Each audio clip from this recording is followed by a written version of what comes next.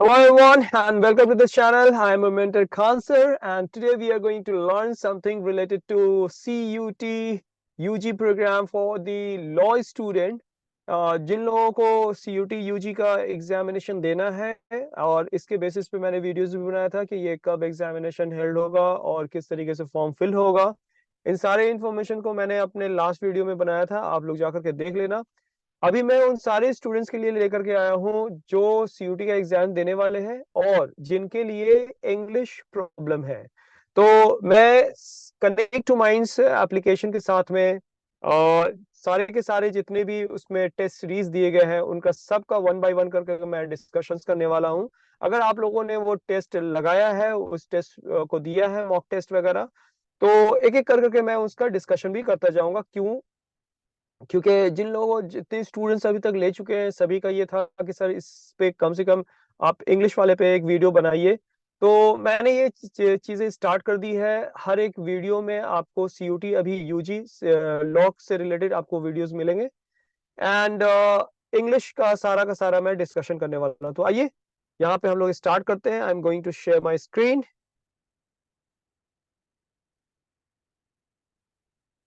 Now you can just see that one. यहाँ पे आ गया है कनेक्ट टू माइंड्स का। आप देख पा रहे होगे CUT लॉ मॉक 1 यहाँ पे स्टार्ट कर रहा हूँ और सभी लोगों को मैं टाइम भी दूंगा कि आप लोग भाई मॉक अगर नहीं दिया है तो आप उसको पॉज कर करके वीडियो को आप सारे क्वेश्चंस को अटेम्प्ट करो, देखो उसमें से और उसके बाद उसका आंसर्स भी देख लेना। और मैं यहाँ पे आप लोगों को डिस्कशन भी कर रहा हूँ सारी चीजों के बारे में।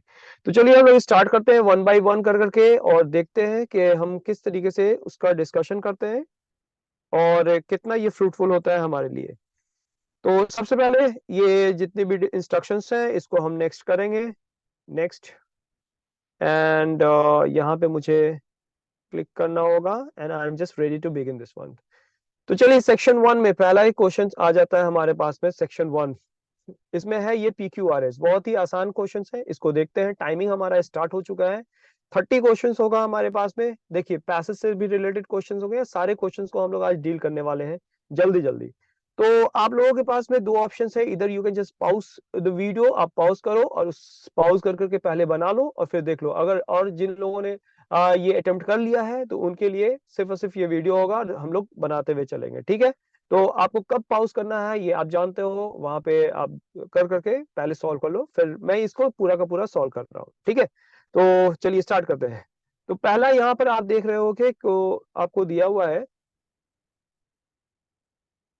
India is yet to develop forensic database and Q में है बीइंग रेफर्ड। देख लो सबसे पहले तो आपको यहाँ पे दिया हुआ है SPSP, मतलब कि R इसमें फर्स्ट नहीं हो सकता है और R का ये सेंस भी दिया हुआ है कि ये विच से स्टार्ट है। विच एक रिलेटिव प्रोनाउन है जो कि रिलेट करेगा। तो India is yet to develop forensic databases.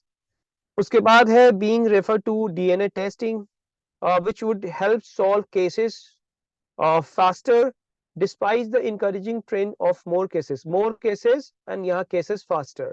तो ये दो जो तो लिंक मिल रहा है, जबकि ये हमारा फर्स्ट नहीं हो सकता है तो इसमें से P Q and S हो सकता है, जबकि Q भी ऑप्शंस नहीं है तो इसको भी आप एलिमिनेट कर दो। बचा आपके पास में P and S, या तो P फर्स्ट होगा या फिर S आपका फर्स्ट हो सकता है। तो देखते हैं कि क्या लिखा हुआ है। India is yet to develop forensic database और यहाँ पे despite the encouraging trend of more cases. तो ये despite the encouraging more trend, ये हमें लग रहा है कि ये फर्स्ट होगा। क्यों? क्योंकि India is yet to develop forensic, ये विच किसको रिलेट करेगा? आप विच देखो, which would help solve cases faster. तो अगर हम विच को यहां पे रख करके देखते हैं, despite the encouraging trend of more cases which would help solve cases faster. तो ये मोर केसेस ही विच से कोरिलेट नहीं करेगा, ठीक है। तो पहला समझ में आ गया। अगर विच को हम इसके लास्ट में रखते हैं, being referred for DNA testing, और देख लो कि अगर यहाँ पे विच आ रहा है और यहाँ पे कॉमा भी है तो comma and which can not be used together. मतलब कि विच किसके साथ जाएगा? विच जाएगा इसके साथ में।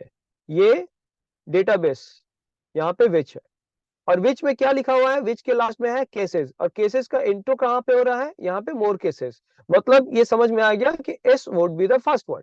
तो despite the encouraging trend of more cases, ये मोर केसेस यहां से स्टार्ट होगा, मतलब कि हमारे पास दो ऑप्शंस एलिमिनेट हो जाएंगे जो भी पी के हैं, यहां से मैंने एलिमिनेट कर दिया। अब बचा हमारे पास S Q and S R. तो देख लेते हैं कि एस क्यू होगा या एस आर होगा। तो एस, अगर हम कहते हैं despite the be the I mean encouraging trend of more cases being referred for DNA testing, यहाँ पे कॉमा आता है, right. India is yet to develop forensic database which would help solving the cases. Exactly ये कहा जाएगा S Q and then after P R. तो S Q P R ये last option है, so this would be the first, मतलब यही आपका answer होगा। तो इस तरीके से हम लोग इस चीज को सॉल्व करेंगे और मजा भी आएगा। जिन लोगों ने सॉल्व नहीं किया है वो सॉल्व करें, फिर इस सारे डिस्कशंस को, इस सारे जितने भी आंसर्स है उसको देखने की कोशिश करें। नेक्स्ट हम लोग क्वेश्चन की तरफ चलते हैं, देखते हैं नेक्स्ट क्वेश्चन हमारा क्या है। तो हम लोग इसमें टिक लगाएंगे और आगे बढ़ेंगे, ठीक है। अभी देखते हैं रिजल्ट हम लोग अभी क्या आता है।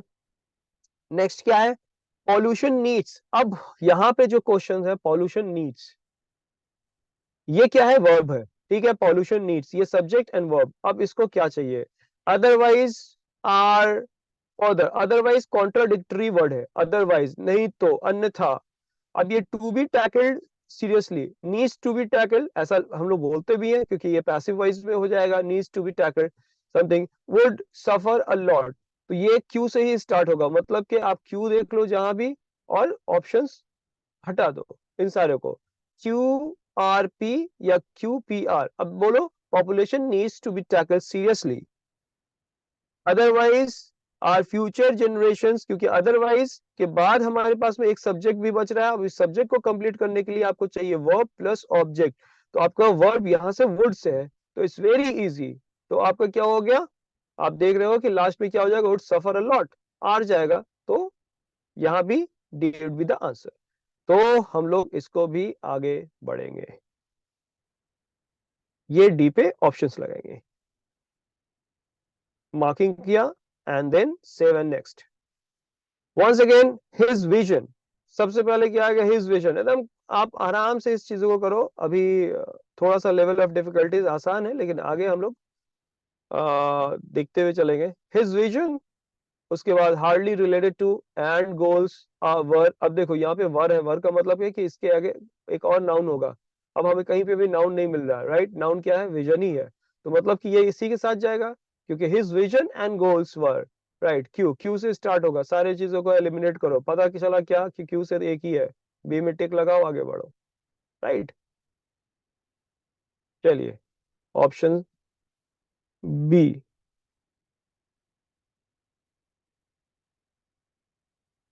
नेक्स्ट, अब आता है इसमें क्या, ये पैराजम्बल जो है, ये सेंटेंस अरेंजमेंट जो है, ये थोड़ा सेकंड टाइप का सेंटेंस अरेंजमेंट है, जिसमें आपको फर्स्ट और लास्ट ये दोनों दिया हुआ है, बीच में आपको अरेंज करना है, ठीक है। The crowd swelled around the thief.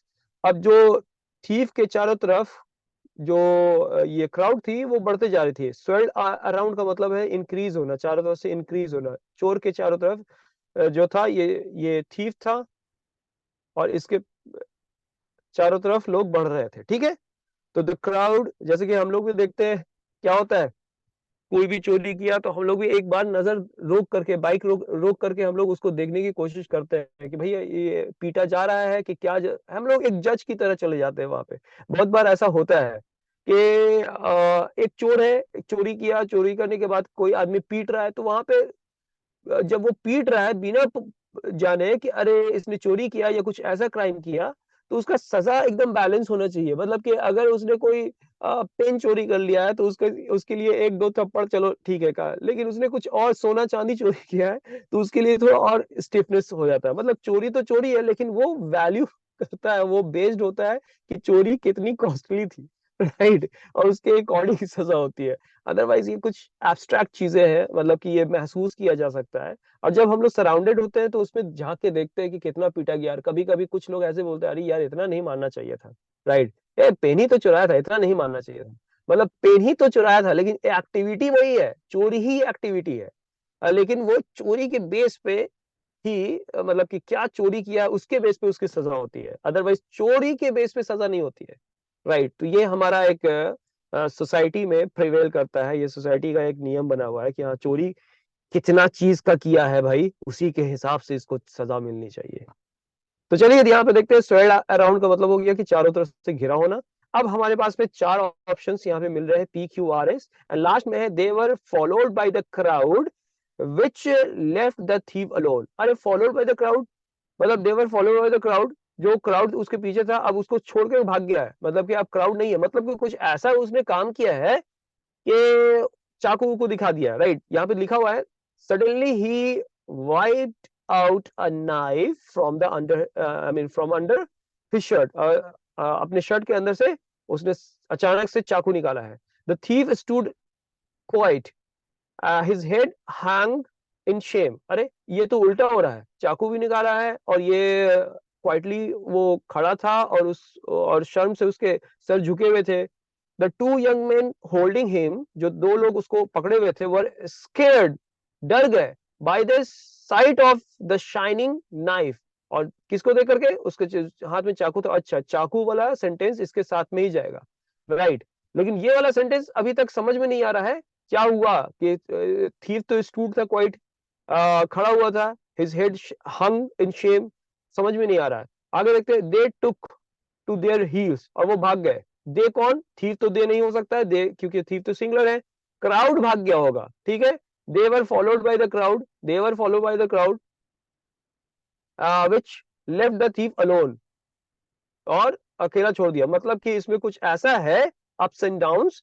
तो इसमें हम लोग देख सकते हैं क्या कि the crowd swell around the thief, चलो आगे आया, ये कामयाबी क्राउड की है कि भाई आया आगे, ओके फाइन। तो क्या हुआ होगा, चोर जो है ना क्वाइटली वहां पे खड़ा हो गया होगा और वो एकदम शर्म के जैसा, मतलब कि हंग कर लिया होगा अपने हेड को। लेकिन जैसे जैसे आगे आ रहे होंगे उसने अचानक से क्या निकाला होगा, नाइफ निकाला होगा, और इस नाइफ को देख करके लोग क्या हो गए होंगे, जो दो लोग पकड़े हुए थे वो हट गए होंगे, वहां से डर गए होंगे देख करके, राइट। तो समथिंग ऐसा ही हो रहा है।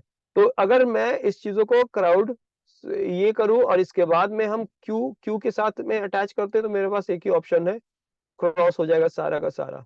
मतलब क्या, क्यू आपका फर्स्ट हो गया, एंड टी सेकंड हो गया, and then after R third हो गया, एंड देन एस जो है ये फोर्थ वन हो गया, राइट। ये लास्ट है।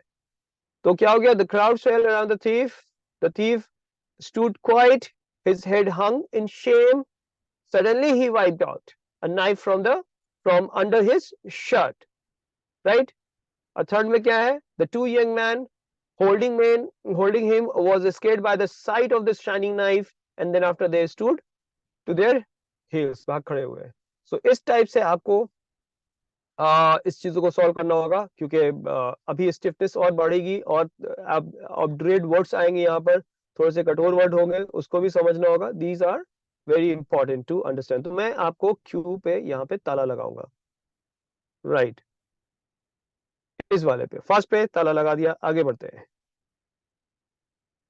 Next, a book seller X Y Z, ये तीन हमारे पास में है। A book seller has to sell, क्योंकि बुक सेलर क्या है, ये एक सब्जेक्ट है, इसको इधर यहाँ पे कोई एक ऐसा कंजंक्शंस भी अगर होता तो उसके साथ में दूसरा नाउंस ऐड होता, लेकिन नहीं।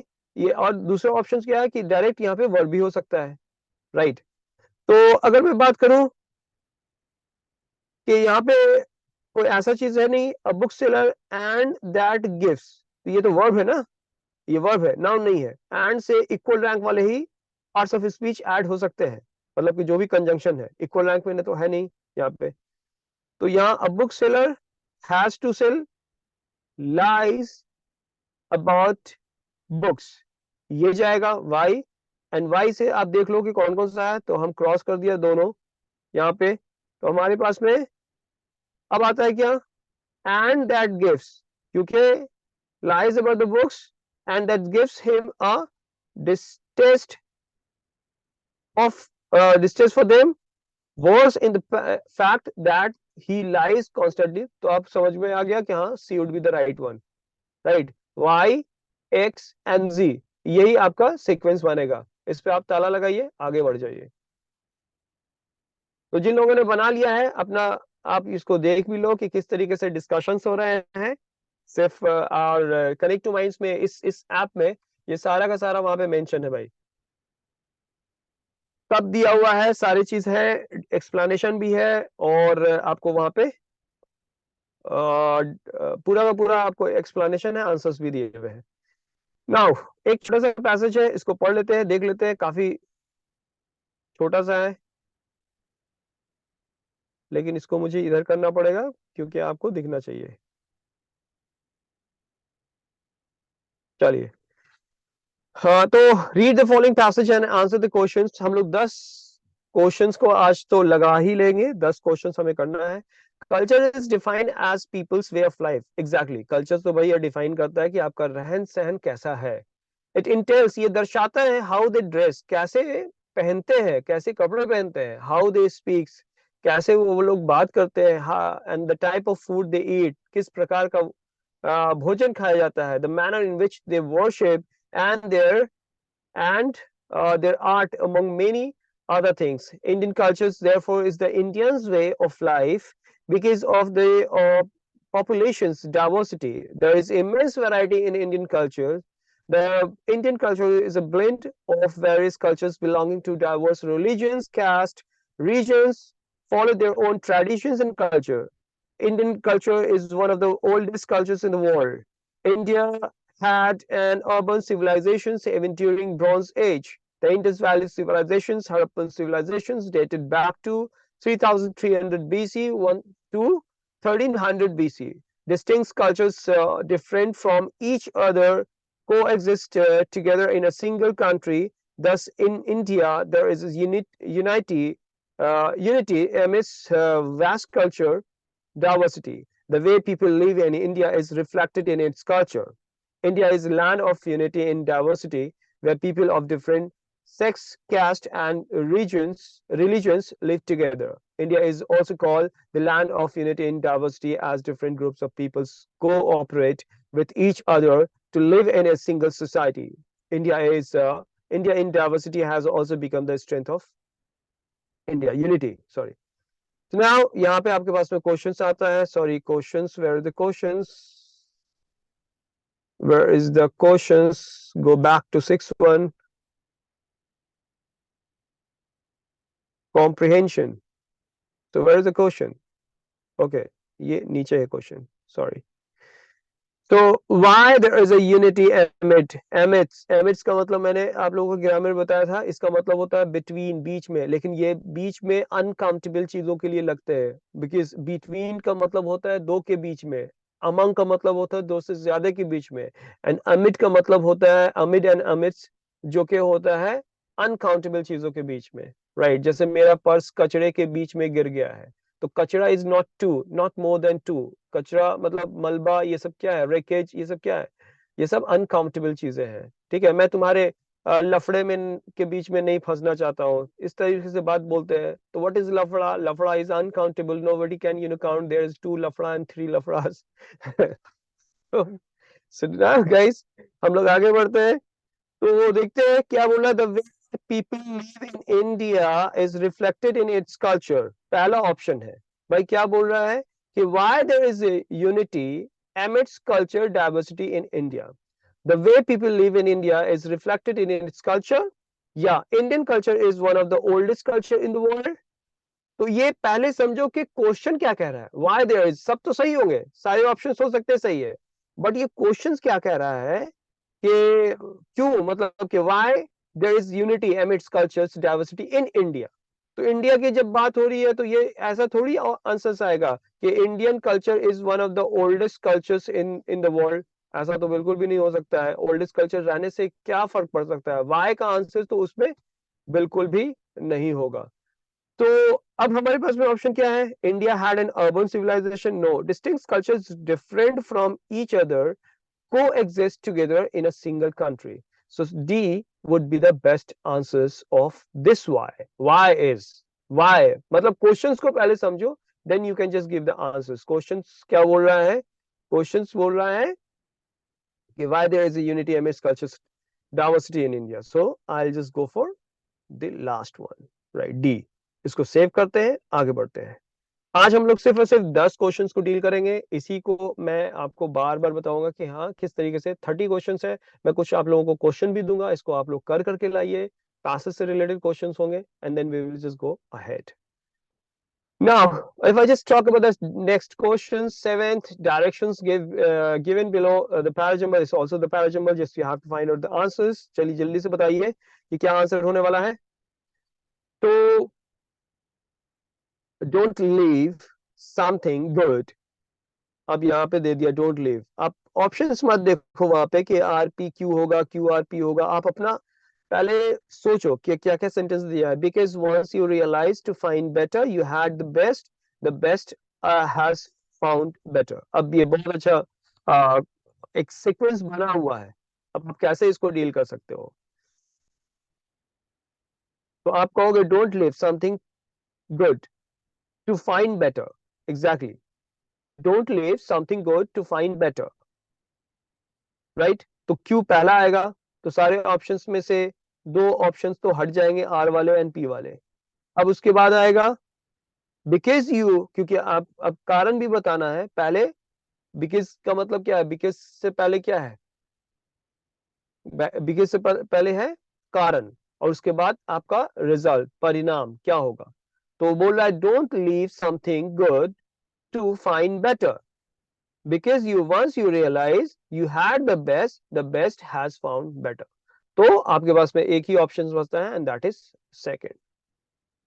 नेक्स्ट, अब आते हैं एरर। एरर से रिलेटेड देखिए यहाँ पे सम एरर फाइंड आउट कैसे करते हैं भाई। एरर के लिए ग्रामर तो आप लोगों को पढ़ना पड़ेगा, बहुत सारा चीज उसमें है ग्रामर से रिलेटेड। यहाँ पे लगता है कि सम जेन्युइन इश्यूज, तो सम क्या है, प्लूरल है। Very good. जेन्युइन एक एडजेक्टिव है जो कि इश्यूज को क्या कर रहा है, क्वालिफाई कर रहा है। और इश्यूज प्लूरल आएगा क्योंकि ये सम प्लूरल है, ये एडजेक्टिव भी है। तो सम जेन्युइन इश्यूज एग्जिस्ट, ये वर्ब है, राइट। एग्जिस्ट आपका ये भी प्लूरल है विदाउट एस। एग्जिस्ट हो सकता था यहाँ पे एस के साथ हो, लेकिन एस नहीं है, इसका मतलब ये प्लूरल होता है, राइट। एस होता तो ये सिंगुलर हो जाता। तो ये सीक्वेंस तो बिल्कुल भी सही है। With the newly adopted, with the newly adopted, with क्या है यहाँ पे, जोड़ने के लिए आ रहा है यहाँ पे। With the newly adopted system and, system and ये कहां चला गया, with the newly adopted system. Adopted क्या हो गया, पास्ट पार्टिसिपल जो ये सिस्टम को क्वालिफाई कर रहा है। एंड के बाद ये फिर वर्ब आ रहा है, ठीक है। मतलब ये एग्जिस्ट और ये वाला एक्शन, ये दोनों ही एक्शन को एक जैसा होना चाहिए। तो ये एग्जिस्ट है तो ये भी नीड होना चाहिए, ना कि नीड्स होना चाहिए। ये नीड होगा, एस नहीं लगेगा, राइट। क्योंकि some genuine issues need to be examine seriously. लेकिन दो एक्शन करना है सम जेन्युइन इश्यूज के साथ में, एक exist with the newly adopted system and need to be examine seriously. मतलब कि यहाँ पे गलती है। तो 1 2 3, 3 में गलती है, इस 3 वाले को हम लोग ताला लगाएंगे। Third, the next. अब यहाँ पे 9th में है Weber was a key। इसको आप लोग थोड़ा सा ट्राई करो। वैसे I will just give the answers of this ones कि मैं इसका आंसर्स इसलिए मैं चाह रहा हूं कि मैं इस चीजों को करूं क्योंकि यहाँ पर फिल इन द ब्लैंक्स है। ये कंटिन्यूशंस बताता है कि आप सेंटेंस जो पैरा कंटिन्यूशंस होते हैं ये है। इस चीजों को आप कर करके बताओ। I just give you the hint. मैं आपको हिंट दूंगा क्योंकि कुछ ऐसे एब्स्ट्रूज वर्ड्स भी दिए गए हैं जो आपको लगेंगे, लेकिन मेरा ये क्वेश्चन है कि इसको आप कंटिन्यूशंस बताओ कि इसका आंसर्स क्या होगा। मैं ये आप लोगों को दे रहा हूं, ठीक है। बट आई जस्ट गिव, देखो भाई मैं क्योंकि लास्ट जब मैं इसका डिस्कशन कराऊंगा तो आपको पता चल जाएगा कि इसमें कौन सा आंसर्स होना चाहिए, राइट। चलिए मैं आपको टिक क्या लगा दूं, मैं आपको बोल देता हूं कि चलिए आपको बोलिए ये दिस वन, ये चारों आंसर्स एप्रोप्रिएट है, बट इसका कंटिन्यूशन बताना है। कंटिन्यूशन का मतलब क्या है कि Weber is often cited with Emile and Emile Durkheim and Karl Marx, ये दोनों के साथ में। ये नहीं देखना है कि जो मेथोडोलॉजी और क्या क्या चीज इसमें 3 एलिमेंट्स यूज हुए हैं इसका, इसके बारे में नहीं बताना है, कंक्लूजन नहीं बताना है, but the continuation of this line, यहाँ पे कंटिन्यू करना है। Which would be the options, ये आप पर डिपेंड करता है। आप इसका स्क्रीनशॉट ले लो और मुझे आंसर्स करो। आगे बढ़ते हैं, ये लास्ट क्वेश्चन है हमारा, और मैं इसको ऐसी ऑप्ट कर छोड़ दे रहा हूं। आगे बढ़ते हैं, यहां पे भी आप देख रहे हैं कि एरर से रिलेटेड है। The assertion that free international trade under the umbrella of, बहुत ही आसान सा इसका आंसर है, बस आप लोग इस चीजों को देख लो। The assertion that free international trade, assertion का मतलब होता है जोर देना, फ्री इंटरनेशनल के under the umbrella of the World Trade Organization is beneficial to all nations is taken as an universal truth, a placeless piece of knowledge। अब यहाँ पे मुझे समझ में आ गया, ये यूनिवर्सल है। यूनिवर्सल का मतलब ये स्टार्टिंग तो इसका यू से है, बट प्रोनाउंसिएशन यू है, राइट। और यू के लिए हम एन को यूज नहीं करते हैं, आ के लिए यूज करते हैं। अम्ब्रेला के लिए हम एन का यूज कर सकते थे, लेकिन यूनिवर्सल, यूनिवर्सिटी, यूनिक, इन सब के लिए हम एन का यूज नहीं करेंगे, ए का यूज करेंगे। मतलब क्या है हमारे पास में, इस वाले में प्रॉब्लम है, तो ये थर्ड में आता है, और third would be the answer, right? So I'm just going to eliminate all the things and then I'll just go for third one, right? इसको भी मैंने सेव कर लिया है। अब 11th में मैं नहीं जाऊंगा, आप लोग 10 का आंसर्स दो and then we will just reply you that whether it would be right or wrong, and उसके बाद फिर हम 10 का आंसर देंगे और नेक्स्ट वीडियो में इसी चीजों को कंटिन्यू करेंगे। Thank you for watching this ones, मिलते हैं और भी मजेदार क्वेश्चंस के साथ में। और आप लोग जितने भी लोग हैं और कनेक्ट टू माइंड्स को यूज कर रहे हैं, उनका मॉक दे रहे हैं, तो सारे के सारे मॉक का डिस्कशंस अब हम लोग वीडियो क्लासेस के माध्यम से करेंगे। and I hope this would be very fruitful for you guys, because as you are just preparing or you have just generated a lot of desire towards cracking CUT or all the respective examination. So this is my effort at the, I mean you can say the minute effort towards helping you out, and हो सकता है कि इससे काफी ज्यादा आपको मदद मिले और मैं इस तरीके का लेक्चर्स और बनाता रहूं। आपके लाइक्स और शेयर की जरूरत पड़ेगी मुझे। I hope that definitely you will just comment upon that one, that whether I should go for not. तो चलिए मिलते हैं हम लोग नेक्स्ट वीडियो में। Have a nice day, bye bye, take care yourself.